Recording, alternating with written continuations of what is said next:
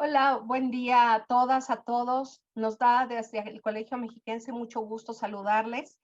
Estamos en este día prácticamente de festejo, porque siempre para el Colegio Mexiquense presentar un libro es un festejo porque habla de una culminación de un proyecto de investigación.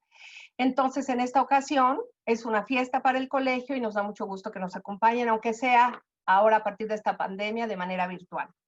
El libro que hoy estamos presentando se llama Problemas complejos, soluciones nuevas, debate sobre el desarrollo social y sustentable en el Estado de México, y es coordinado por la doctora Gloria Jovita Guadarrama, la doctora Wendy Obando y la doctora Judith Pérez Soria, dos, la primera y la tercera investigadoras del Colegio Mexiquense.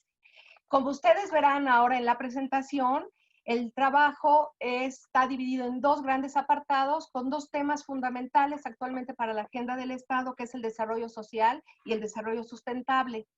Entonces, sin más preámbulo, le voy a dar la palabra primero a la investigadora, digamos, invitada del colegio, que es la doctora Wendy Obando, y en segundo pasaríamos con la anfitriona, que es la doctora Judith Pérez.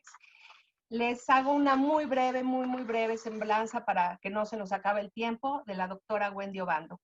Ella es licenciada en Economía, maestra en Estudios Urbanos y Regionales, doctora en Ciencias Económico-Administrativas, es profesora de tiempo completo de la Facultad de Economía de la Universidad Autónoma del Estado de México, es perfil PRODER, miembro del Sistema Integral de Investigadores, y sus líneas de investigación son mercados de trabajo en específico, flexibilidad laboral y economía informal y economía regional. Doy un par de publicaciones que tiene. Uno es características de los empleados en las microempresas del sector informal de la industria manufacturera en México 2005 y 17. Con Canales y Estrada, un trabajo titulado Redes de conocimiento en el contexto de microempresas familiares en el Estado de México, un caso de estudio. Y uno más, la universidad pública y la importancia de las incubadoras como mecanismos para impulsar el desarrollo regional. Sin más preámbulo, le doy a la doctora Wendy la bienvenida y la invito a la presentación del libro. Muchas gracias, doctora Emma Liliana Navarrete. Agradezco la invitación para hacer esta presentación de forma conjunta con la doctora Judith Pérez Soria. Pues bien, comentarle al público en general que este es el libro que estamos presentando, que se llama Problemas complejos, soluciones nuevas, debate sobre el desarrollo social sustentable en el Estado de México. Es importante decirle al público en general, en específico a la sociedad mexiquense, que de alguna manera este proyecto, este libro que estamos entregando, emana de un coloquio que se organizó de manera conjunta entre la Universidad Autónoma del Estado de México y el Colegio Mexiquense, denominado Estrategias de Desarrollo para el Estado de México. A partir de ese coloquio, se plantea entre sus principales objetivos generar un producto que pudiera decirle a la sociedad en general qué estamos haciendo dos grandes instituciones educativas que pertenecen a este territorio, qué se está haciendo en materia, qué se está investigando acerca del Estado de México. Es así que surge este producto y quiero comentarles a todos que es un trabajo arduo el hacer un libro. Es un trabajo colaborativo, somos varias personas las que estamos detrás de todo esto.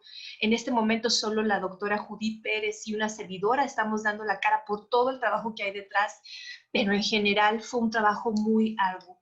Antes de comenzar a platicarles sobre el libro, yo quisiera agradecer pues a nuestras autoridades, tanto del Colegio Mexiquense como de la Universidad Autónoma del Estado de México, que nos permitieron llevar a cabo esta actividad, que fue el coloquio, y posteriormente al Colegio Mexiquense finalizar con este libro, este producto que consideramos que es de calidad y que le entregamos a la sociedad porque nos sentimos responsables de decirles qué estamos haciendo en cuestión de investigar sobre el Estado de México.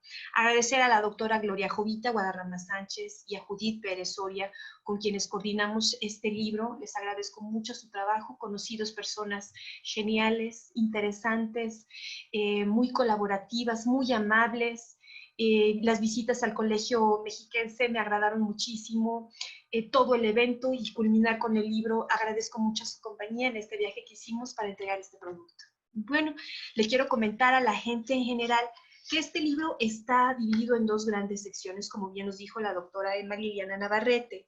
El primero está relacionado con las cuestiones del desarrollo social, que está conformado por 5 capítulos más la introducción que realiza la doctora Judith Pérez Soria. Y la segunda parte está relacionada con el desarrollo sustentable, en el cual pues me toca a mí o me tocó ser la coordinadora y de la sección de la cual yo les voy a hablar. También hacer mención que la introducción general de todo el libro lo realiza precisamente la doctora Gloria Jovita Guadarrama Sánchez, y pues entonces decirles que ¿por qué analizar el Estado de México? ¿Por qué las cuestiones de desarrollo sustentable? Pues porque el Estado de México tiene características muy interesantes que hace que se vuelva necesario analizarlo. ¿De dónde podemos partir? Pues desde un lado, por un lado tenemos a su sociedad, ¿no? Que tenemos, somos la entidad más poblada de la República Mexicana. Aglutinamos más de 16 millones de habitantes, de acuerdo al último conteo. El COES, de acuerdo a algunas estimaciones que realiza, ya excede los 17 millones de habitantes. Y eso ya lo vuelve complejo al territorio por tanta población, por tantas necesidades distintas. Y bueno, es la parte de la sociedad. Pero no nada más la parte de la sociedad, también la parte económica. El Estado de México es la segunda entidad más industrializada y de alguna manera realiza una aportación de más del 11% al valor agregado social bruto. Entonces, esta actividad económica tan importante, que es impulsora del desarrollo económico, aunado a su población, lo vuelve un tanto complejo. No significa que no realice actividades primarias y secundarias, claro que sí, pero sobresale mucho la parte de la actividad industrial. Ahora, estos dos aspectos fundamentales vuelve necesario analizarlo. ¿Y por qué en este momento? Bueno, porque de alguna manera las políticas públicas y lo que son los programas, los planes de desarrollo estatales, locales, pues tienen una guía. En este caso la guía es la Agenda 2030, que habla sobre las cuestiones del desarrollo, ¿no? Y que tiene como principal objetivo disminuir las desigualdades entre su sociedad. Y uno de los principales objetivos es disminuir la pobreza. Entonces, todo esto se va conjuntando para poder armar esta segunda parte sobre desarrollo sustentable. De hecho, el Estado de México presenta varios retos en su territorio, por lo que comentaba yo, por su importancia económica, pero también por este porcentaje de población tan elevado. Sabemos nosotros de alguna manera que dentro hay una distribución del agua en el Estado de México, pero esta agua subterránea cuenta con 9 acuíferos, de los cuales sí ya están sobreexplotados. Estamos hablando, precisamente están sobreexplotados por este número tan grande de población, y también parte de nuestra agua va hacia los habitantes de la Ciudad de México. Aquí hay un problema que tiene que ver con la parte de lo sustentable, con la parte del medio ambiente. Hay que mencionar que el 96.7% de las viviendas en el Estado de México cuentan, en este caso, con energía eléctrica. No es el 100%, hace falta más trabajo, ¿no? Hablar también que casi 90% de nuestra población se halla en zonas urbanas para observar la complejidad de su sociedad, y que más del 95% pues se halla o se concentra en las zonas metropolitanas. Entonces, todo esto genera una serie de asuntos para la agenda en el Estado de México, como es la cuestión de los desechos sólidos, como es la cuestión de la movilidad, la contaminación, entre otros aspectos. Es así que nosotros llegamos hacia ciertas investigaciones que buscan pues analizar cuestiones que estén relacionadas con esto del desarrollo sustentable. Entonces, esta segunda parte, como yo les comentaba, que se llama Desarrollo Sustentable, cuenta con 3 capítulos más la introducción. El primer capítulo está denominado como Estrategias sociopolíticas en materia hídrica, precisamente hablando sobre los problemas del agua. Ejercicios para el impulso a la sustentabilidad en el Estado de México. Este trabajo es un trabajo colaborativo entre Acela Montes de Oca Hernández y Jesús Castillo Nonato. ¿Qué nos dicen ellos? Pues precisamente nos van diciendo que hay una sobreexplotación del agua, pero además que se está contaminando. Entonces ellos dicen, puede haber una solución ante esto, y ellos nos hablan sobre los comités de agua, es decir, que la sociedad participe en la distribución de este bien que es vital para nosotros, ¿no? No estamos hablando de un coche, de una casa, no, estamos hablando de algo vital en el cual la sociedad se puede involucrar para mejorar su distribución. Posteriormente hay otro capítulo también muy interesante de Freddy Torres Oregón, Alan Noé Jim Carrillo Arteaga y Javier Jesús Ramírez Hernández. Ellos ahora nos hablan sobre una actividad económica muy importante en el Estado de México, que es la producción de la flor. Este capítulo se llama La floricultura de invernadero en el sur del Estado de México, afectaciones a la salud humana y ambiental por residuos de agroquímicos. ¿Qué es lo que nos dicen estos autores? Bueno, nos van diciendo que pues son municipios muy importantes como Villaguerrero, Tenancingo y Coatepec-Carinas quienes se encargan de la producción de la flor y nos van describiendo a través de una investigación de campo cómo es que se genera también la producción de las flores, ¿no? Pero nos dicen, aquí hay uso de agroquímicos y estos agroquímicos de alguna manera están afectando al medio ambiente. En el análisis que nosotros observamos, o nosotros cuando leemos este capítulo, podemos observar dos visiones. Por un lado, las personas que se encargan de la producción de la flor, que de alguna manera tienen un interés, ¿no? Hay un interés, una ganancia pues, que tiene que surgir de este negocio. En este tenor, ellos emplean ciertos pues, agroquímicos para poder hacer la producción. Entonces, aquí se genera una pregunta, si se quiere hacer la producción, pero se está afectando al medio ambiente, y no nada más al medio ambiente, sino también a los trabajadores. Entonces está esta otra parte, los trabajadores, quienes por una necesidad también están accediendo o aceptando este tipo de trabajo en el cual también su salud se ve afectada. Hay una serie de cosas que nos van describiendo a través de entrevistas que realizan con los habitantes de los municipios y que se vuelve muy interesante de estar leyendo, de estar analizando qué está ocurriendo con los procesos productivos y con el cuidado del medio ambiente. Bien, hay un tercer capítulo que también está muy interesante. ¿Qué les podemos decir nosotros que nos encargamos de la coordinación de este libro? Que se llama Movilidad y Derecho a la Ciudad en el marco de la política pública, una aproximación para el Estado de México 2007-2017, de dos investigadores de la Universidad Autónoma del Estado de México, Claudia Yolanda Albarrán Olvera y Héctor Luis Ramírez. Bueno, nos habla sobre lo que es la movilidad y lo que es el derecho a la ciudad. Conceptos que pudiera para algunos de nosotros no ser tan comunes, pero que son necesarios de saber, dado que somos habitantes de este territorio tan maravilloso.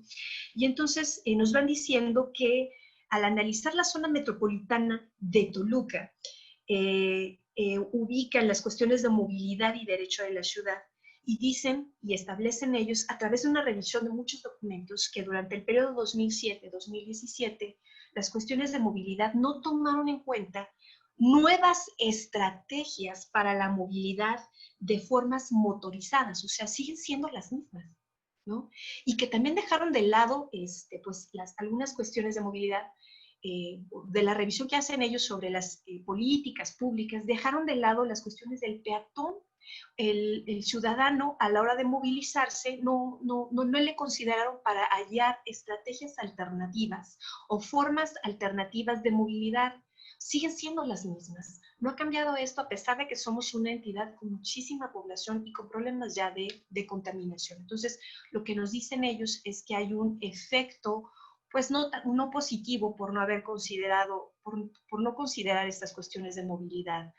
Que pues tiene que ver con la contaminación y que no se está respetando entonces el derecho a la ciudad, porque es un derecho cuando yo estoy como ciudadano caminando por sus calles y pues que tengo el derecho también de que estén en buenas condiciones las ciudades. Entonces también es muy interesante de ver este otro análisis que se hace dentro del territorio de nuestra entidad. Bien, a grandes rasgos esto es lo que nos presentan estos tres capítulos. Sin embargo, fíjense cómo, y creo yo que en este momento de COVID es muy importante analizar cómo son estas investigaciones pre-COVID. ¿Saben qué nos queda pendiente en la agenda? Ahora ver qué sucede en el Estado de México a partir de esta pandemia, de este hecho, de esta situación mundial que afecta a todos, pero a nuestro territorio, ¿cómo estará afectando, ¿no? Entonces, yo creo que dentro de la agenda de la investigación va a quedar pendiente qué sucede o qué ha ocurrido en el territorio mexiquense a partir del COVID, ¿no? ¿Qué efectos ha tenido económicos, ¿no? ¿Qué ha pasado con los empleos? Se habla mucho de la informalidad. ¿Qué ha pasado respecto de la calidad de vida, del nivel de bienestar de nuestra población? Porque es a lo que se refiere esta segunda parte sobre la cuestión del desarrollo sustentable. Bueno, doctora Emma Liliana Navarrete, con esto termino mi participación y yo espero que la doctora Judith Pérez Soria pueda aportar mucho más de lo que fue el trabajo en equipo para hacer este libro. Muchísimas gracias. Muchas gracias, Wendy. Muy interesante. Y esto que dices de a partir de la pandemia, me parece que sin duda las ciencias sociales, la investigación en general, tiene mucho que hacer porque esto es un parteaguas en lo que pasaba antes y lo que pasa ahora. Entonces, sin duda, las ciencias sociales y la investigación tiene un papel muy importante para entender cuáles son los nuevos problemas, cómo se están eh, lastimando de manera distinta a la población. En fin, habrá mucho que hacer. Muchas gracias, Wendy. Le doy ahora la palabra a la doctora Judith Pérez Soria. Ella es investigadora del Colegio Mexiquense y es doctora en Ciencias Sociales con mención en Sociología por la Universidad de Guadalajara y maestra en Ciencias Sociales por Flaxo, México. Es miembro del Sistema Nacional de Investigadores y sus líneas de investigación son migración, políticas migratorias y sociedad civil, sus publicaciones más recientes son Dinámicas locales en la implementación del programa 3x1 para migrantes entre el conflicto y la cooperación, la configuración histórica de las desigualdades mexicanos y angloamericanos en California y Migrantes mexicanos en los Estados Unidos, una revisión de la literatura sobre integración, segregación y discriminación. Judith, te paso la voz. Muchas gracias, doctora Emma Liliana, muchas gracias, Wendy. Primero, dividiré mi participación en dos. Primero me referiré al contenido del libro, de la parte de desarrollo social que me tocó coordinar en particular. Posteriormente, si da tiempo, pues un poco a la dinámica, lo que hubo detrás. Aprovecho esta oportunidad para mandarle un cordial saludo a la doctora Gloria Guadarrama, quien es la otra coordinadora. Hoy no nos pudo acompañar, pero estuvo presente en todo el proceso. Y bueno, la parte del desarrollo social está estructurada a partir de 5 capítulos. Tenemos la fortuna de tener investigadores muy consolidados y también estudiantes egresados, tanto de la Universidad Autónoma del Estado de México como del Colegio Mexiquense. Entonces, esto le da una riqueza, un plus, porque fue un espacio también de encuentro para investigadores con una gran trayectoria y los futuros investigadores o los que se están formando en la investigación. La mayoría de nuestros artículos que están en esta parte de desarrollo social son en coautoría. Entonces tenemos 8 autores en estos 5 capítulos. Esta primera parte comienza con y en general los artículos se agruparon en dos grandes ejes. Uno que discute de manera muy seria la pobreza, la marginación y por supuesto su vínculo con el desarrollo o con la falta o con los dilemas sobre el desarrollo social en el Estado de México. Y la otra, que son 2 estudios, enfatiza en la participación ciudadana y en lo que en ese momento pues estaba iniciando una discusión, la implementación de la Agenda 2030.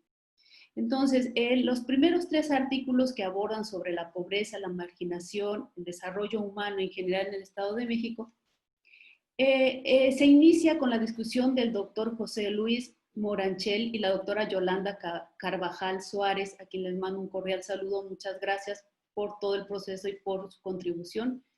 El artículo se denomina Pobreza y Marginación en el Estado de México y es un análisis espacial que nos muestra cómo en el Estado de México se forman clústeres que nos muestra esta agudización de las desigualdades o como ellos le llaman, de las disparidades, porque hay zonas que concentran la pobreza y la marginación y hay zonas que al estar más cercanas a la Ciudad de México tienen índices menores. Entonces es un estudio referenciado geográficamente muy interesante y nos permite discutir con números duros, con cifras muy impactantes, cómo se está configurando la desigualdad a partir de pobreza y marginación en el sur y en el oeste del Estado de México. Tiene razón la doctora Wendy de que todos los estudios que se presentan aquí fueron antes de la pandemia, por tanto, la situación que nos vamos a encontrar, pues probablemente va a ser agudizada. Entonces, este libro o estos estudios van a servir para establecer un antes y antes la situación ya era difícil, pues cómo vamos a encontrarla después, cómo está ahorita, va a ser un poco más complicado hablar e incentivar procesos de desarrollo social en el Estado de México.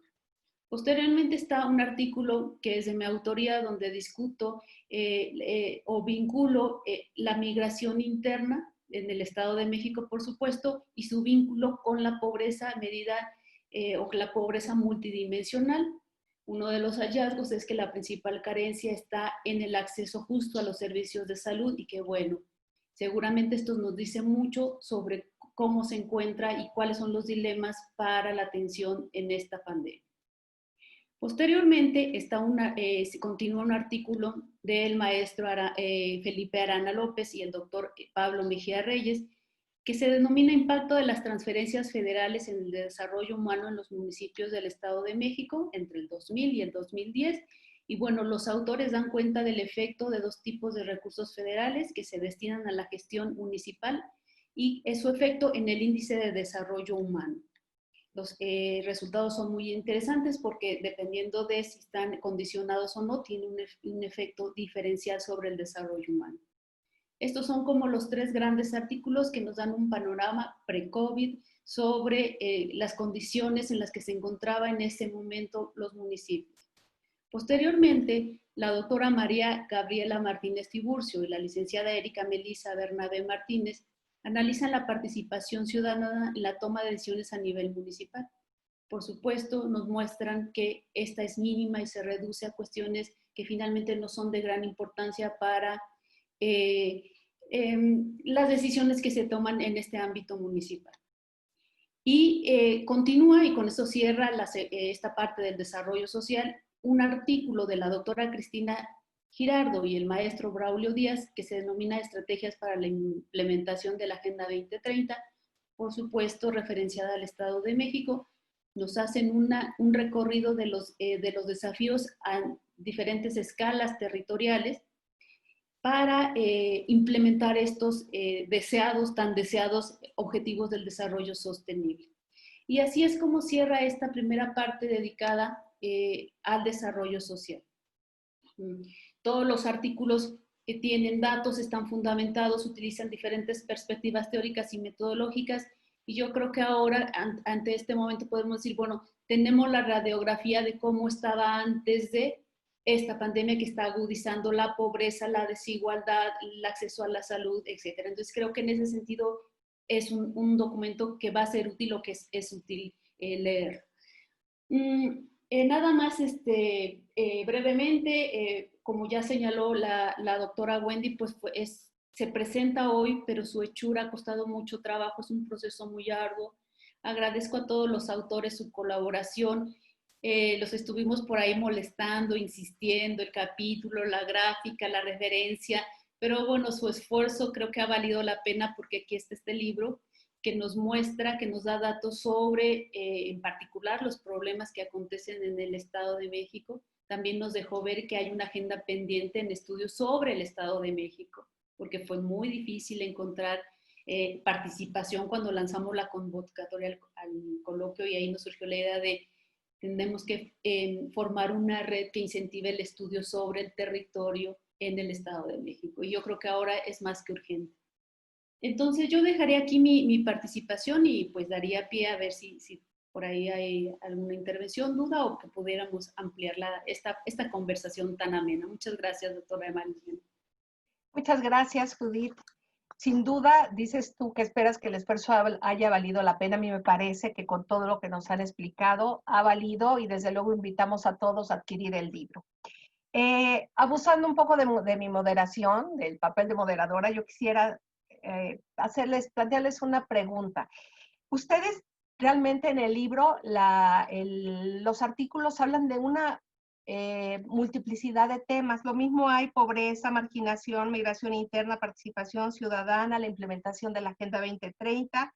Y luego en el apartado de desarrollo sustentable están los problemas hídricos, la floricultura de invernadero y el derecho a la ciudad. Está cómo tener una ciudad habitable, una ciudad digna, una ciudad que guste, que uno pueda de manera agradable, pero además realmente vivible, ¿no? La ciudad.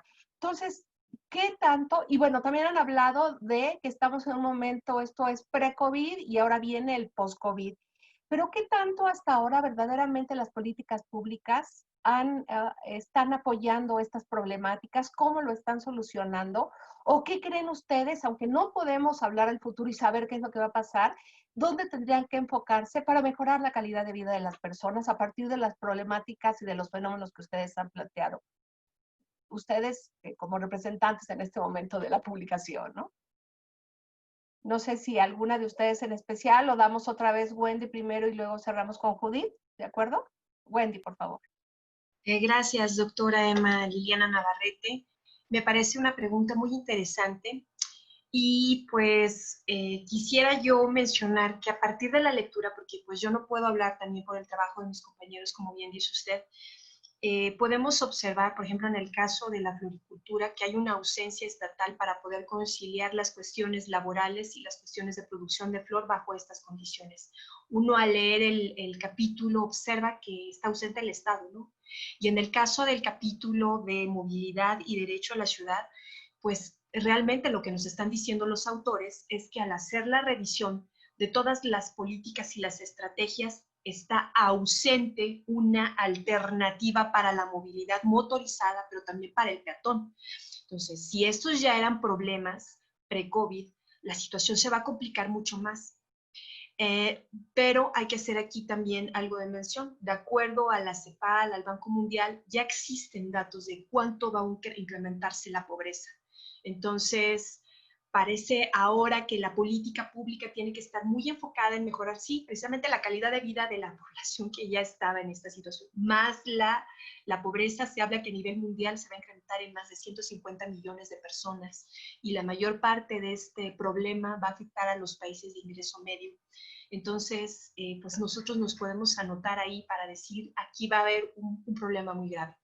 Creo yo que ahora la agenda tiene que estar enfocada, como se habla en el libro, para mejorar la calidad de vida de la población, pero ahorita en específico a toda la población que quedó afectada por el empleo, porque como bien sabemos hubo cierta cuestión de restringir la salida de casas y algunas actividades productivas quedaron pues de alguna manera cerradas. Entonces, algunas empresas comenzaron a despedir gente, algunos de nuestros conciudadanos mexiquenses se quedaron sin empleo, pero también vimos que había mucha gente en las calles. ¿Por qué? Porque necesitaba comer. Se incrementó la economía informal, es decir, los empleos informales también aumentaron debido a esta cuestión del confinamiento o a raíz de el COVID. Entonces, ahorita lo más importante, me parece a mí, que tiene que ver con esta población que no tiene ingreso, la población que está en situación de riesgo porque no tiene otra forma para poder acceder a un alimento y que no podemos ser tan críticos y señalarlos con el dedo. Habemos personas que tenemos un empleo en el cual nosotros tenemos acceso a un ingreso, pero hay muchísima población, no solo en la entidad, sino a nivel, toda la nación y a nivel, pues más de los países en desarrollo, ¿no? No podemos hablar tanto de los países desarrollados que tienen esta cuestión de personas en una situación de empleo informal. Habría que observar también otra situación, por ejemplo, si estamos hablando del medio ambiente en general, de la cuestión de muchos animales en situación de calle que se está observando, cada vez hay más animales. Entonces ahora los gobiernos municipales y estatales también tienen que plantear ciertas estrategias para disminuir el número de animales en esta condición. No sé, a mí me preocupa más la condición de vida de nuestra población y en este caso de que yo he observado y que he estado muy atenta y que he observado también en las redes sociales el problema de los animalitos en la calle. No sé si con esto alcanzo a responder lo que usted nos pregunta, pero esta sería mi participación. Muchísimas gracias, doctora Emma. Claro que sí, gracias Wendy. Judith, por favor. Sí, muchas gracias. También yo voy a acotar mi comentario, pues a mi papel como coordinadora desde afuera, me centraré en el artículo que sí escribí, del cual sí me hago responsable directamente, sin ponerle palabras a los autores del libro, a los coautores. Y también haré la reflexión en función de las discusiones que he tenido recientemente con mis alumnas y alumnos del seminario justo que se llama Análisis de Política Social. Este libro, por supuesto que está antes del COVID, pero también antes de que se implementaran todas las reformas en materia de desarrollo social que implementó el nuevo gobierno. Entonces, hasta ahí podemos decir, bueno, hasta antes de que, digamos, Oportunidades no fuera el programa por excelencia de atención a la pobreza, antes de que el Seguro Popular todavía estaba. Hasta antes de ese momento, esa era la situación y es, como lo pongo ahí en la introducción, hablamos de desarrollo social y de pronto la discusión se nos va a pobreza, a marginación. ¿Por qué? Porque es la situación de nuestros países, ¿verdad? Porque nada más porque no lo queremos poner así, pero la discusión es la falta de desarrollo social. Entonces, aún con estos programas muy focalizados a la atención a la pobreza, esa era la situación del Estado de México.